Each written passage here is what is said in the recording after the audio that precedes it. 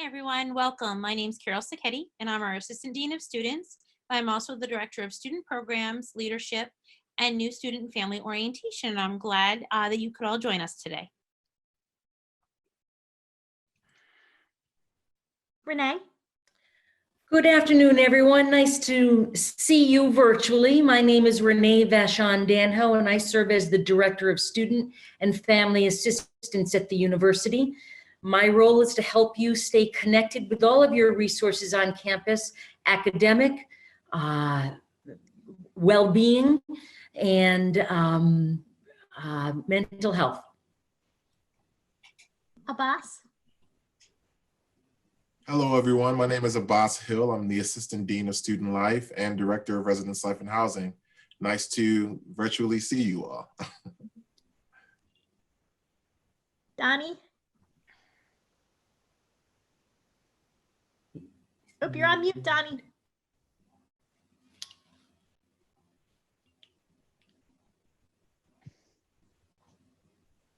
I think we lost our Director of Catering. He's going to jump back on and join us. But I would open it up then to see if anyone has any questions you want to just start asking our Student Life panel. Otherwise, we can have them just give you a little piece of advice as a potential incoming students and sort of share more about each of their departments. Carol, do you want to start us off with that? Sure. I'll let everyone kind of know what to expect from student programs, leadership, and orientation. Well, if you've ever been on a cruise, I'd like to reference that I would be your cruise director here on campus. My office is home. I'm glad my other panelists are laughing at me as I describe myself. But my office is home to 80 student clubs, 8 major organizations, 9 club sports, and we host about 200 major events during the course of the year to really engage you in that outside of class learning. We're also home to our orientation program, where the orientation advisors look forward to meeting all the new students to really get them acclimated to life at Roger Williams. Our office is also home to about 150 work study students, the homecoming and family weekend program, our 30 days weeks of welcome, and our HawkLink engagement, online engagement tool will allow you to look at clubs, organizations, and other department needs from the comfort of your own home. Thanks, Carol. And I think we got Donnie back online. Donnie, do you want to just introduce yourself? Yeah, I apologize. I had technical difficulties. Can you hear me now? Yes. Yes. Okay, perfect. I'm Don with Dining Services. It's very nice to virtually meet everyone. We hope that we'll have you back in the fall, feeding some excellent food, doing some wonderful functions, and just breaking bread in our dining hall. It's one of what I like to call the most relaxing places on campus, where you can come, get away from some of the stress of class and eat a very, very good meal served by a lot of people that have a lot of love for food. Great, thanks, Donnie. Abbas, do you want to talk a little bit about your area? Sure. Hi, folks. Again, Abbas Hill, Director of Residence Life and Housing and Assistant Dean of Student Life. The Department of Residence Life and Housing is comprised of 8 residential communities. And we have 92 RAs on campus. Each community has professional staff that live in the residential communities that help support and foster the living and learning environment for our students. Some of the things to look out for is, I know a lot of questions that we've been getting is about the housing application for first-year students. That goes live on May 4th. If we have any Star Wars fans, May the 4th be with you on that day. It's that application is going to allow students to be able to answer questions related to their roommate preferences, room type preferences, and things of that nature. Those are for our community during the summer. Once the application is done, and I know this year is going to be a little bit different because orientation is going to be slightly different. So the assignments for those applications and things will be done between the months of June and July, and we typically get our housing assignments emails out at the end of July, beginning of August. And I don't have that date right in front of me, but I believe that we're looking at the first week of August to get those out to everyone so students know what building they're assigned to and what roommates they will be living with for the year.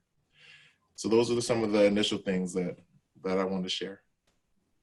Thanks, Abbas. Renee, do you want to talk a little bit about your area? Sure.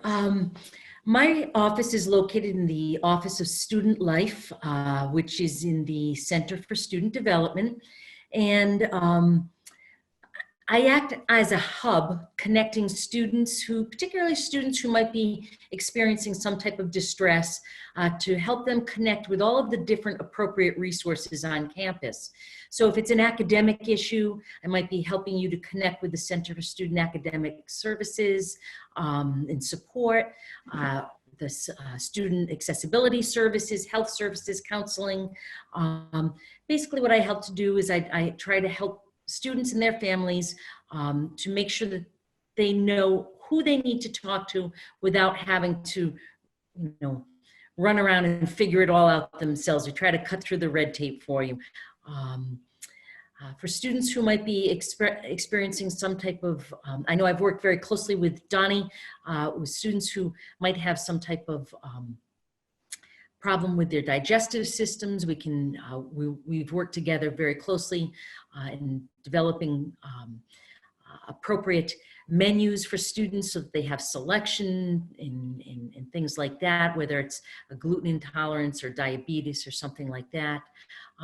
There are lots of different things that might pop up along the way that nobody plans for, but you have to navigate, and we help you to navigate those very unique circumstances and to make sure that you're connected with the right people, so that you can be as healthy and well as possible, so that you can do as well as possible as a student here at Roger Williams University.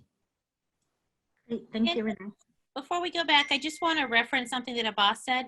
If anybody on the panel is a new commuter student, we will also provide a commuter welcome letter the same day the resident students receive theirs, on some information that will assist you in kind of joining our community. So I wanted to make sure that that was said in case anyone is commuting. Great, thank you, Carol.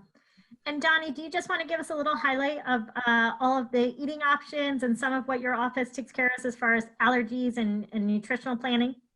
Sure, we have a very intensive dining training program. So our staff is trained in all 8 of the allergens. We do section a lot of stuff off with a gluten-free section over in one corner of the dining hall. However, all of our stations have gluten-free options at them. Your dietary needs are our most important concern. When you come to Roger Williams University, we want you to feel safe, and we want you to not have a lot of pressure in making choices. There are a lot of options out there. You can eat some tremendous healthy foods. You can go with your staples. One of our favorite staples is gluten-free French fries. We hand cut all of our own French fries, served from a local farm, Lacerda's Farm, which is 7 miles away from the university. So it's very important for us to have a very diverse menuing program to please all the students at Roger Williams. Great, thank you. What was that question? Aaron's question, Donnie, is actually for you. It is, Aaron wants to know, when do we have to inform someone, and who do we tell if we have food allergies / intolerances? Okay, so when you arrive at Roger Williams, first of all, you've already downloaded that information towards health services. What I do is I collect separate information just so that my staff is fully aware of every single student and every single allergy. Even though you might think an allergy might be very minute or not important, we really need to know every single allergy a student has. Even if it's not as severe of a gluten allergy as others, this way we can prepare and make sure that we kind of have a one-on-one meeting with each student that has allergies, because there again, it is most important that you are most comfortable in the dining hall. We don't want you to stress out at the end of the day. After you get all your schoolwork, we want to be a place where you can come in, break bread, meet new friends, in a beautiful, diverse atmosphere with fantastic food that's served with people that make it with love. Great, thank you.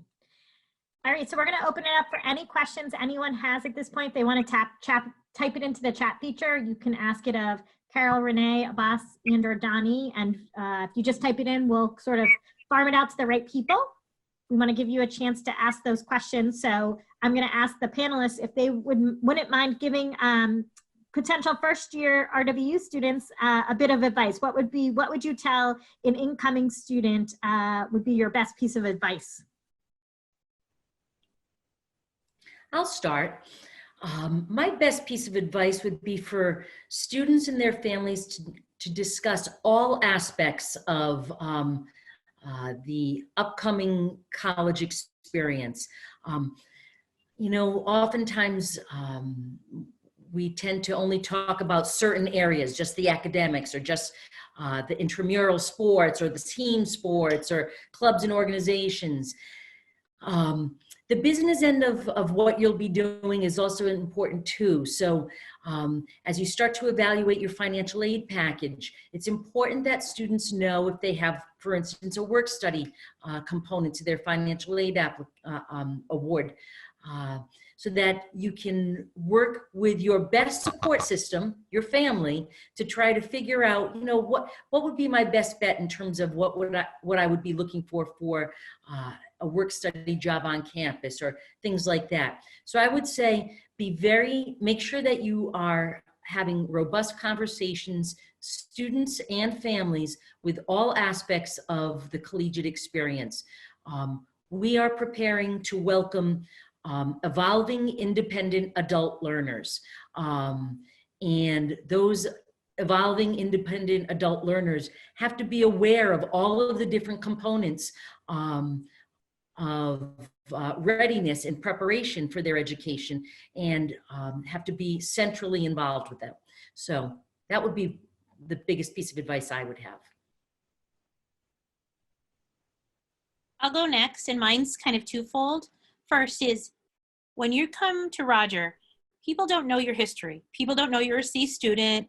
People don't know that, you know, you study all the time. So you can invent who you want to be. If you believe you're going to be an A student, you're going to be an A student. It's that positive thinking that's going to get you through your days here so that you can try new things, which hits on to my other piece of advice. Do something. Get involved. As Renee just stated, maybe you get a work study job. Maybe you join our dance club, or you want to have a radio show, or you go to that lecture that a faculty member is hosting on some religious trait you've never heard of. Do something to get you out of your comfort zone and really be part of our community. We will be losing about 1,000 seniors when they graduate and leave us at Roger. There's a lot of different roles that those students play in clubs, organizations, in our offices, and in our community. And we need new students like you to take on those roles by being engaged in the community. Great advice. That's a beautiful point, Carol, and beautiful point, Renee. I would add to those by saying, lean into the discomfort. This year, with as well as many like years to follow, like when you join us here at RWU, is there's going to be something uncomfortable about that experience, whether it's like adjusting to classes, whether it's your roommates and like any problems that you might have, and like, you know, conflict that might arise. Lean into those things in a way and be open-minded as you do that, because there's so much. That's when it's uncomfortable. That's when the growth is happening for yourself. And I'm not saying we want you to advocate for yourself. We want you to make sure that you're communicating well with your roommates, making sure you're getting to know and being involved and being a part of your community. But like, no matter how great everything is, there's gonna be some type of conflict, some type of issue. So it's about how you handle it. It's about how you manage that. The resources that we have here that are available to you by way of RAs and by the way of our community directors, who are our professional staff within the residential communities, like they're there to help. But like one of the things that I see time and time and again is students not being open to or finding it challenging to to resolve conflict, and that's because it's uncomfortable. And that's uncomfortable for all of us, even when we get into adulthood. It's not an easy thing to do, but the tools that you gain from that, a lot of the relationships that end up becoming stronger after going through some of those things are some of those lifelong college relationships and lifelong friendships that I know for me, like I still keep in contact with a lot of the folks that I went to school with. So I would say lean into the discomfort with regards to anything, but particularly like with regards to residential living.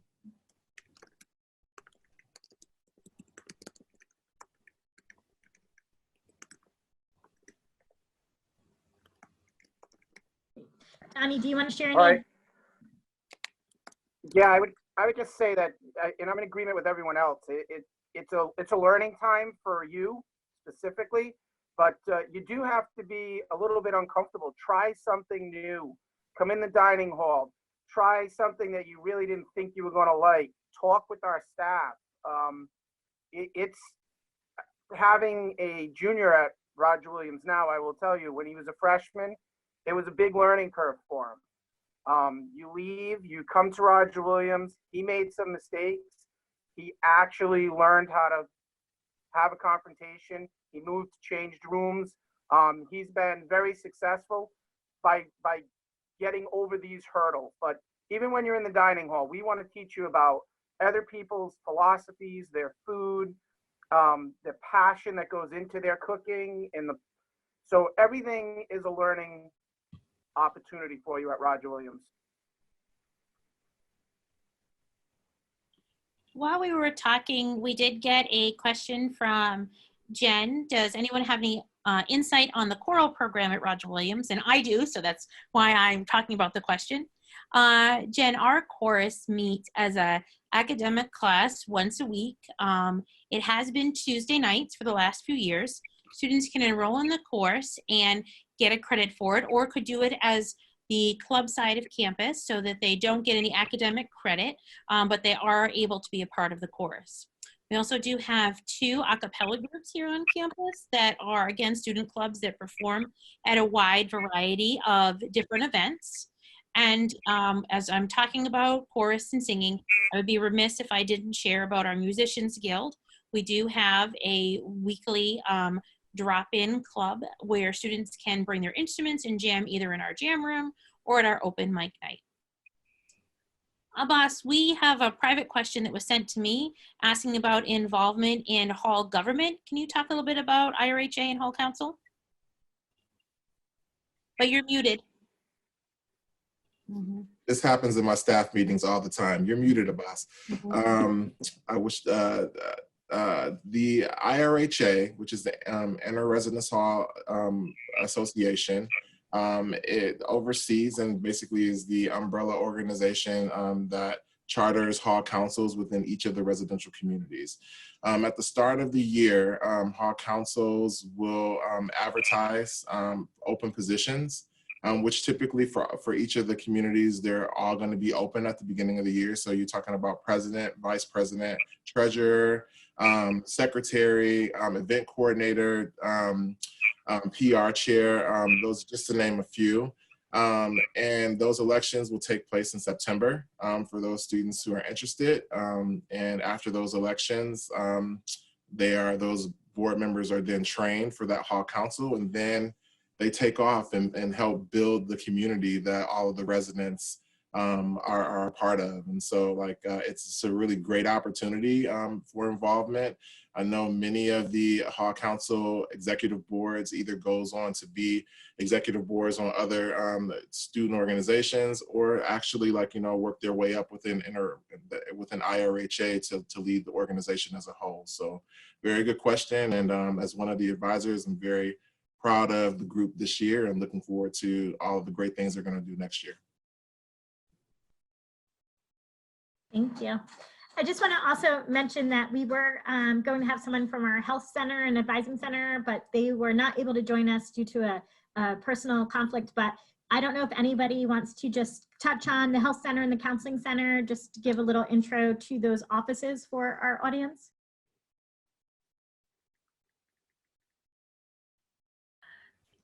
Sure. So the Center for Student Development, which is the building that Abbas and I are both, our offices are located in. On the second floor, the Counseling Center handles all of the university's mental health needs, and the Health Center, all of our physical health needs, both of whom do outreach with students in educational programming, to help you to better understand not only what they are as your resources on campus when you may have a distressing period of time in your life. You might have the flu, you might be going through dealing with some anxiety and want to connect with somebody. They also do some outreach programming where they do screenings and offer clinics for different things.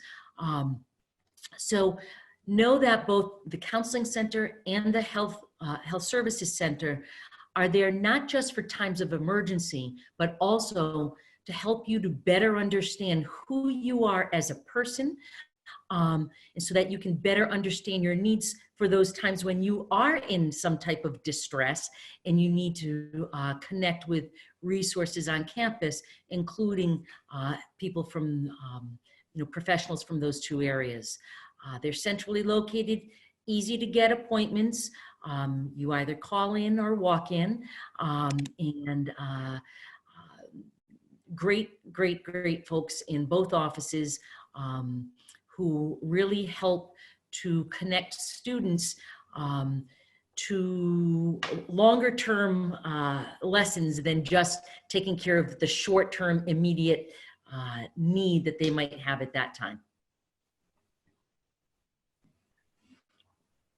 Thank you, Renee.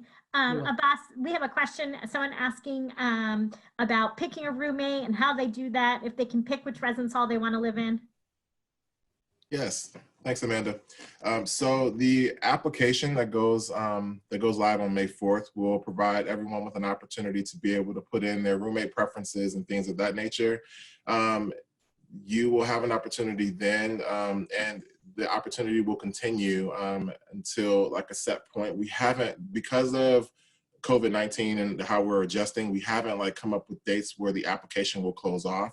But up until the application does close, you will have an opportunity to go in and add a roommate's name. You'll be able to search and find that person, like if it's somebody that you been introduced to via like a Facebook group, or like somebody through another group. Like as long as you request each other, you will be able to, that roommate match will be successful.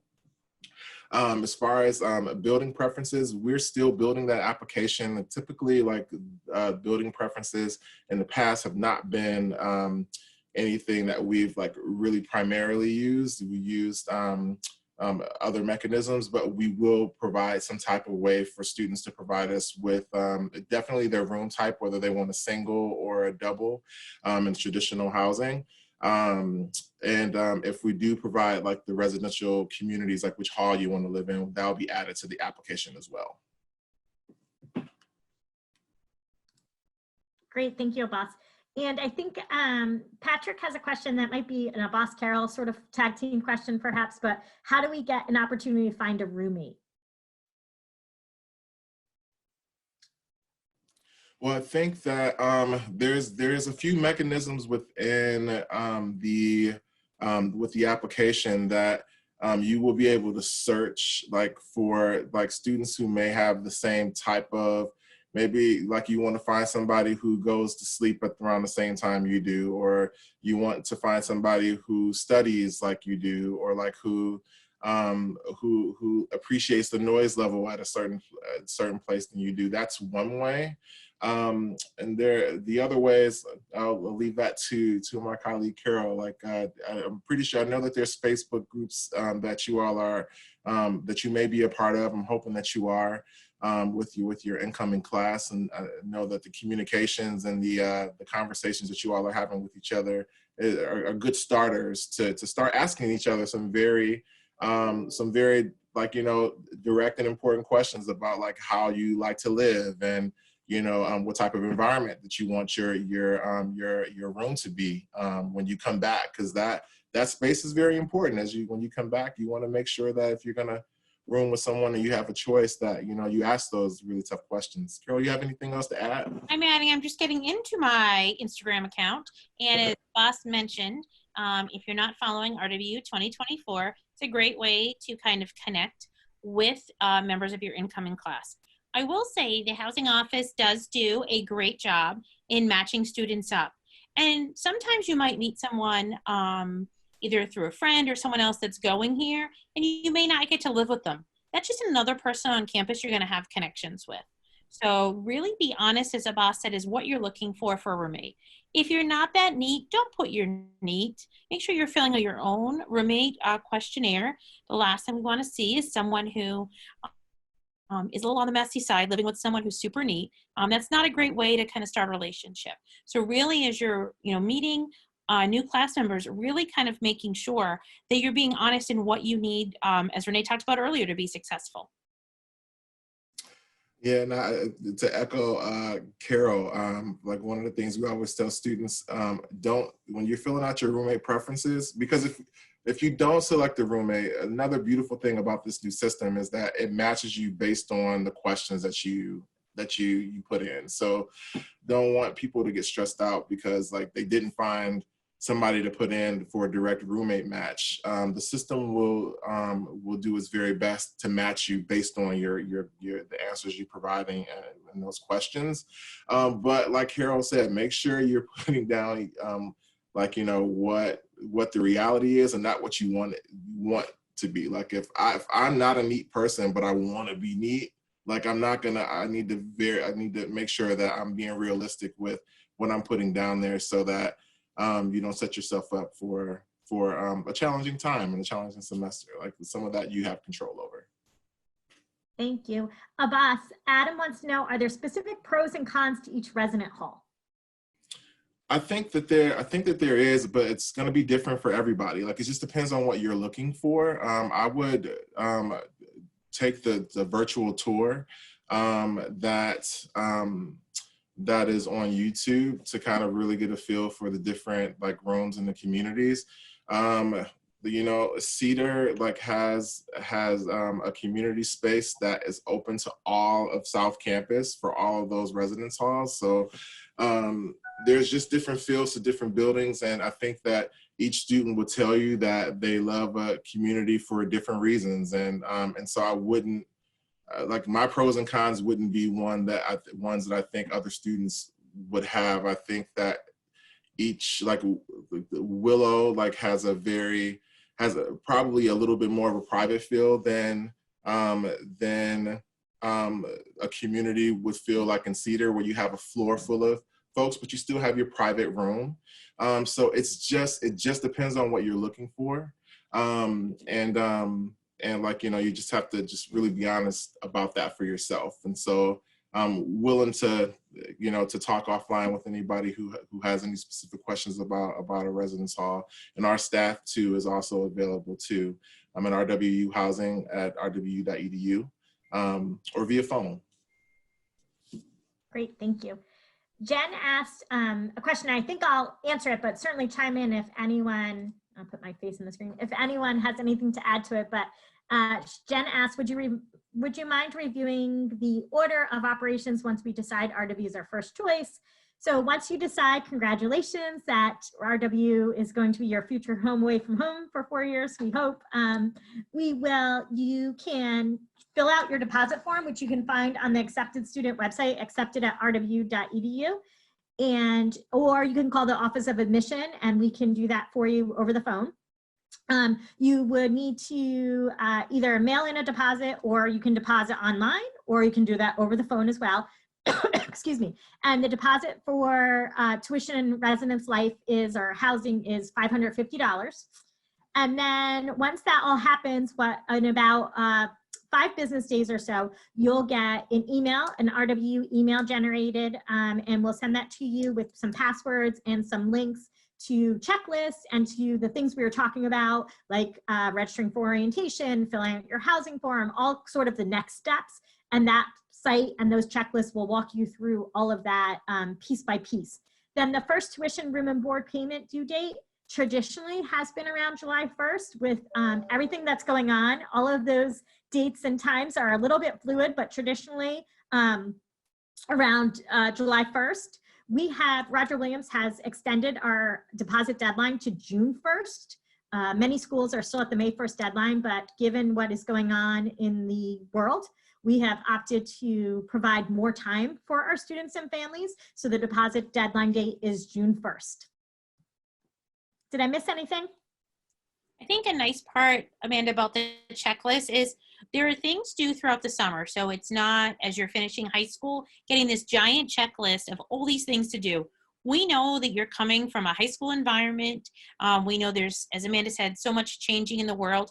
We want to really space things out so that every week you're getting excited about something new about Roger, and you're learning to, see what is going to be, you're going to be responsible for when you're here.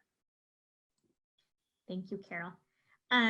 Patrick wants to know, what if the system matches you, but then you don't like the person? Can you switch mid-semester? So there is a room freeze, a room change freeze that basically happens for the first 2 to 3 weeks of the semester. So to answer your question on the short end, yes, there are room change options. We do have students who just maybe they find another friend through something they're involved in, going back to the involvement piece that Carol was talking about, that maybe they want to room with, and maybe because of that, they end up doing room swaps. That is also contingent on availability of space. So we want to be very clear about that. So so folks know we've had a lot of room swaps that have happened throughout, the year in the fall. And yeah, I guess my overall advice would be I would always think about why you don't quote unquote like someone and like them as a roommate. I tell you either via my own experience or what I've seen of students is that they might have roommates that they may not be that might not be their best friend, but they find that is they're a really compatible roommate. They may not hang out outside of that, but they are great as roommates. And so I would say if you do run into something like that, give it a chance and walk through. We do have at the beginning of each year, and even each semester, we revisit these, we have roommate agreements that, you walk through with your roommate, and it's a tool to be able to walk through each of those questions with each other, because you can pick somebody that you think you gel well with, you can find them on Instagram or one of our Facebook groups that you all are a part of, but you get to the room and you start your semester and you find out, hey, there are things that we haven't even talked about yet. We didn't talk about guests. We didn't talk about any of these other things. And so those roommate agreements are going to be very important for you to fill out together and really thoroughly go into that together. RAs are going to be talking about that at your community meetings so that, they can outline that. And then your RAs are going to be checking in with you before they're due. So all first year students are required, if they have roommates, to do a roommate agreement for this very reason, and it's to help set everybody up in the very best way possible. So I hope that helps answer that question. There was another question too, Amanda, and I think it was about... Yeah, Adam asked if you could still fill out the questionnaire even if you already picked a roommate. Right, yes. And yes, you can, but just to let you know, if that roommate matching is mutual, which it has to be in order for you to be matched with that person, that overrides everything. So whoever you pick and whoever picks you, that will override any of the questionnaires that you put in. However, if for whatever reason, later down the road, you wanted to switch, you can go back and look at your own questions and figure out, okay, what am I looking for in my roommate? But yeah, if you mutually request one another, that will override any of the automated assignments that the system does. Amanda, I see from Aaron that there's a question about the different deposits that are needed if you choose to accept your place at Roger Williams. And just to remind everyone, if you're going to be a resident student, it is a $550 deposit. That's your $350 housing deposit and your $200 tuition deposit. For commuter students, it would be a $200 tuition deposit. Great, thank you. Very true.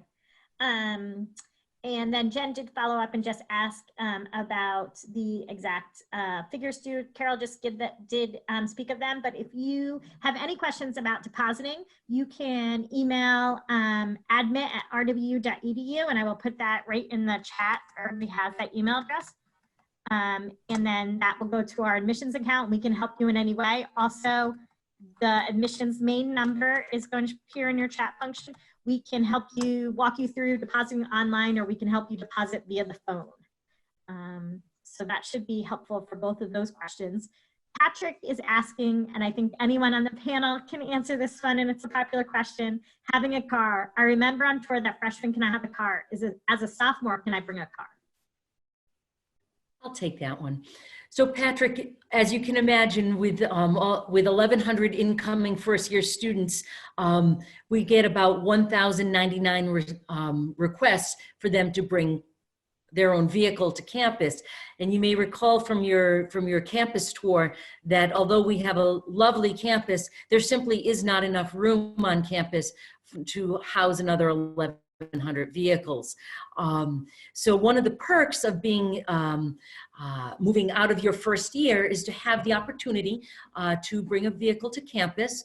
You'd have to purchase a parking sticker through our public safety department, and there are specific areas on campus where you would need to house your or park your vehicle. But for the most part, most first-year students do not have vehicles. On the other hand, the Office of Student Life provides all first-year students, and I believe they'll be doing the same thing in the upcoming year, with RIPTA passes. RIPTA is the Rhode Island Public Transit Authority. It's a bus service that runs from campus to Newport, to Providence, and to other hubs throughout. We also have the campus shuttle that will bring you to downtown Bristol, into many different small shops, including CVS and Walgreens and Cumbies and all of those places along the route. So there's plenty of opportunity for you to be able to, hop a ride and get around in the area without you needing your own vehicle. The only time that a first-year student would have a vehicle on campus would fall under two categories. One would be if that student was a commuter student, and the second would be if that student had an extreme extenuating circumstance. For instance, that student was undergoing kidney dialysis and had to get to their doctors for regular treatment. But just to get back and forth to home on weekends because you have a special someone waiting there for you on Friday nights, that's not going to cut it. Sorry, folks. Sophomore year it will. Mm-hmm. Zip cars as well? Zip cars too, yes. Thank you, Donnie.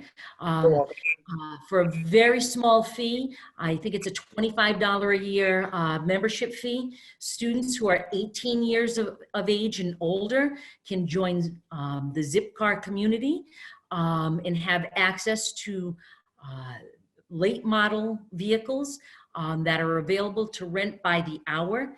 And it's cheap. It's like $8 or $9 an hour. That includes gas and insurance. So for families who might be on this line right now, you'll recognize how much cheaper that is for your student to have a vehicle on campus than it would be to even send a vehicle. So we do find that many of our second and third year students will also use the Zip car options as well, because it's simply less expensive option to have a vehicle available at your disposal to use. Many students will, they'll rent it for like 3 hours, let's say, and they'll go to Providence to go shopping or whatever. And again, it includes your gas, your insurance, and for 3 hours for $8, you've got your car and you can get off campus. And no, I'm not getting a commission from Zipcar. I started laughing because you were so good at it, Renee. I could tell.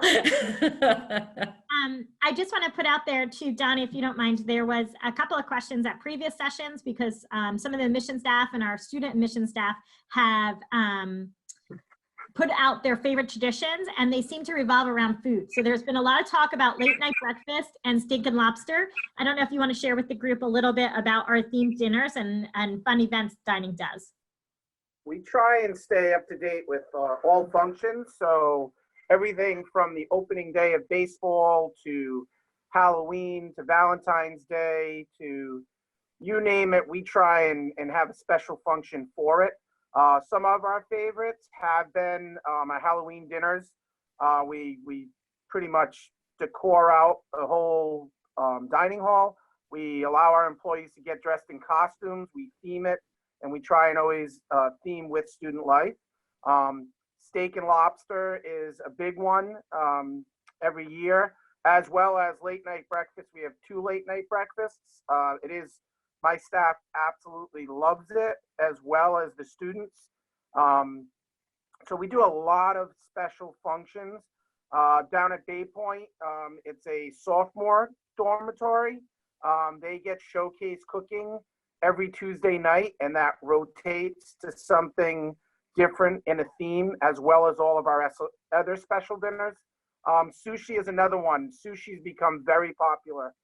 We do 2 sushi nights a semester in all our dining halls.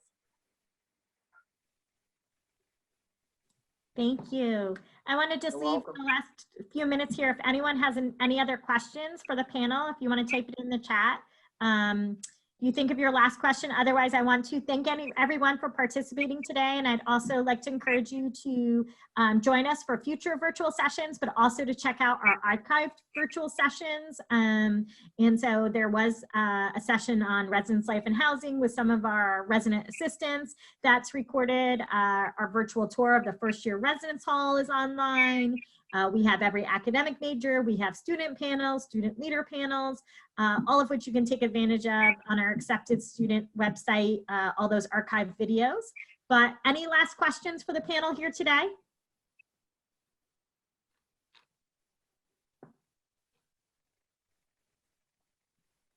Nope.